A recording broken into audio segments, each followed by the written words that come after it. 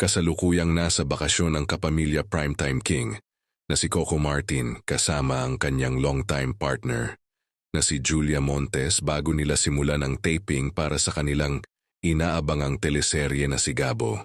Ayon sa aming mga nakalap na impormasyon, nasa Spain umano ngayon ang dalawa upang magpahinga, bagamat nananatiling pribado ang detalye ng kanilang biyahe.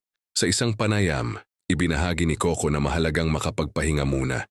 Hindi lamang siya kundi pati ang buong production team. Aniya, matagal ding nagtrabaho ang mga taong nasa likod ng kamera, kaya nararapat lamang na makapag-recharge ang lahat bago sumabak sa panibagong proyekto.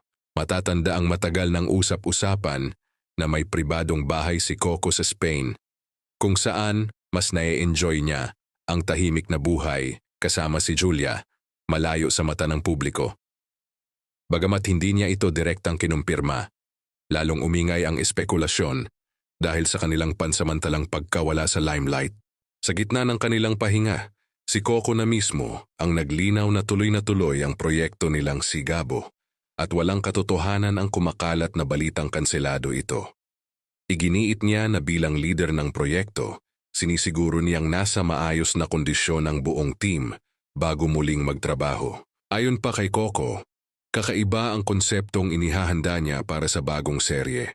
Bukod sa malaking cast, may bagong formula at mas pinaghusay na atake ang palabas na tiyak na aabangan ng mga tagahanga ng kanyang mga naunang hit projects tulad ng FPJs, Batang Quiapo at Ang Probinsyano.